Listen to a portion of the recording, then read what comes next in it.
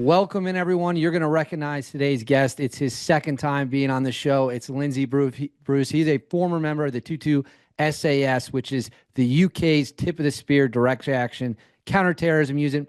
Badass dudes. We love him here in America. He's also a performance coach dedicating to making sure guys perform at their highest level that they possibly can. We rarely have double time guests.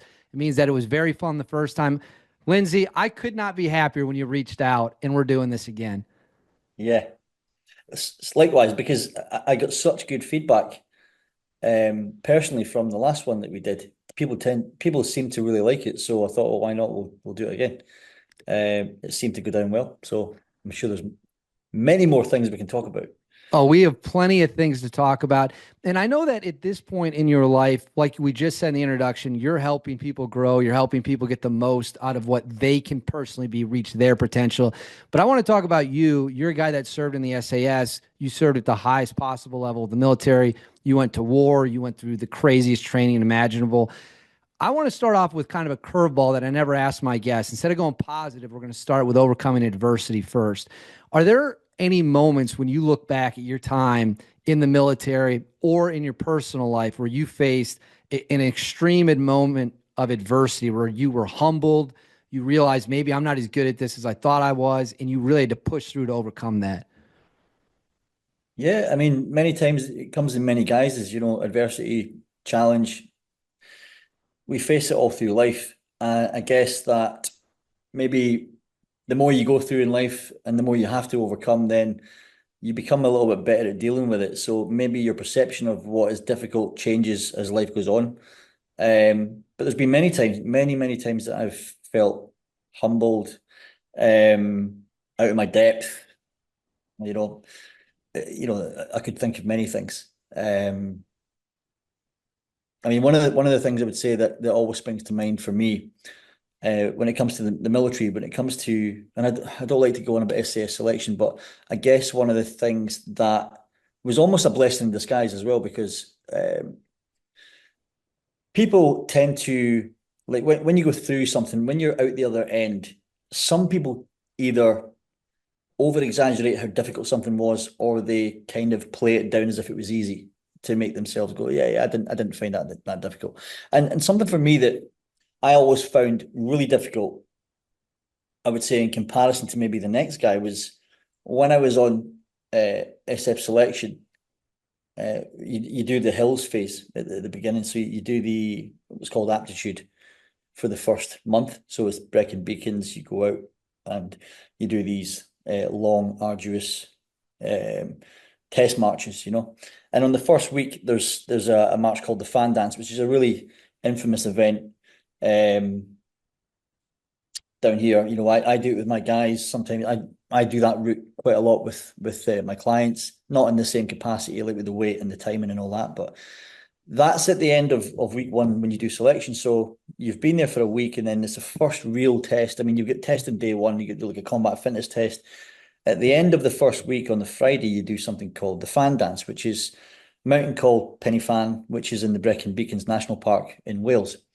And as I say, it's a really tough test march. It's quite a fast pace, 6 kilometers per hour, carrying 45 pounds plus weapon and food and water. And it's 24 kilometers, and you do it inside 4 hours. It's a fast pace because the terrain is pretty cheeky. So you've got to be pretty much, running most of the way, especially on the flat and in the downhill. You have to be pretty much doubling the whole way, otherwise you won't pass. So on that first test, there's a lot of people come off the selection process on that one day. It does take a lot of souls that one day. But I guess it's the way of them kind of separating the wheat from the chaff so they can, manage the numbers moving forward for the rest of the course.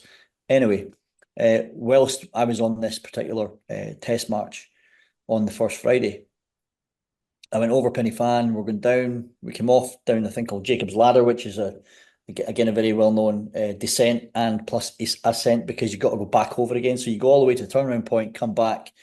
So you do the same route in reverse.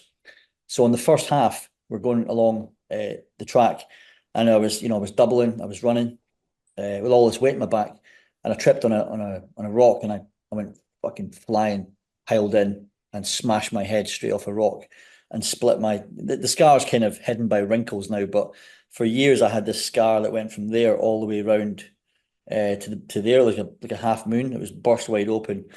And I remember at the time the DS stopped, and he could have come back, and he says, "You okay?" He says, "Have you got your field dress in there?" I says, "Yeah, I've got my field dress." And he's like, "Get it fucking on, hurry up then." And he ran away.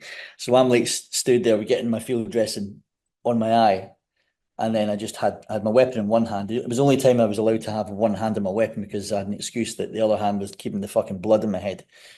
So then I went to the turnaround point, and they said to me, "Look, do you want to VW, go back to camp?" And I says, "No, I want to keep going." So they give me a quick bit of first aid in the ambulance at the turnaround point, and just kind of tried to stop the bleeding a little bit, and then again asked me, "Do you want to keep going, or do you want to just like turn your hand in?" I says, "Look, I want to keep going." So off I went, and it was probably the hardest day on selection for me because I was probably in a little bit of shock. I didn't have a chance to have any fluid or food at the turnaround point where you normally get like 5 minutes to, get a quick bit of food and drink down you. I had to just crack on, and that was probably the most challenging time on the whole hills phase and selection for me. But because I got to the end and I did actually pass, I still managed to make the time. I think after that moment, it was one of those moments where I think I earned the respect of everybody, like the DS, and they probably just thought, "Yeah, this young guy, he's only 22, he could have fucking stopped." I had the chance to stop there, but I kept going, and it was one of those experiences that I proved to myself that, I had some minerals about me because a lot of people I think would have just said, "Yeah, that's it," on that day. So I think it did earn me a lot of respect. So that was probably one of the toughest challenges physically and mentally, in fact, that I had to overcome on the selection process because, I almost knocked myself out. Did you know that you were still like, were you running the clock in your head when you were still going, trying to figure out whether you were going to be able to make time? Or at that point, were you just on autopilot where you're like, You know I got to what? go? I remember it really clearly.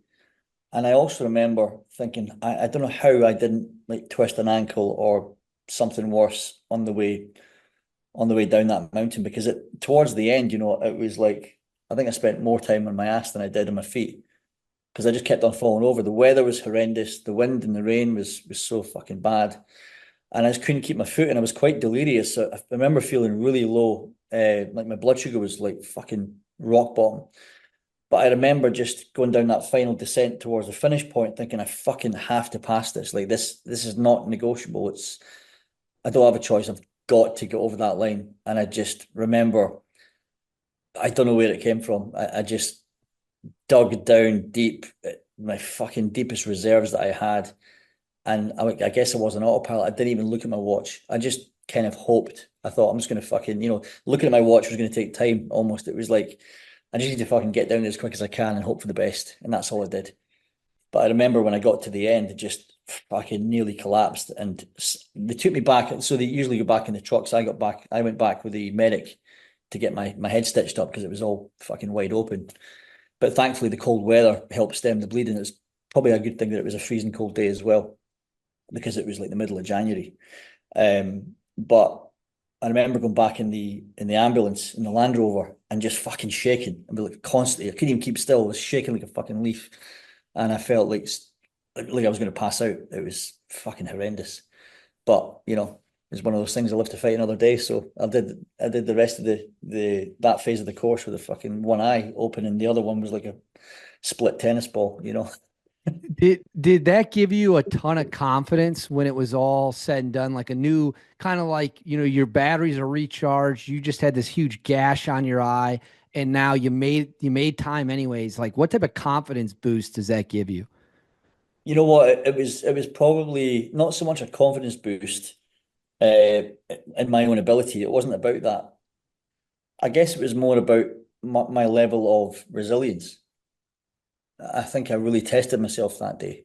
And I also think that when people come say to you, "Oh, fucking fair play," even the DS are going, that's a good effort. You did well to keep going there. And it was almost like it gave me this kind of like when I'd speak to the DS through the course and stuff, they would always mention it to me.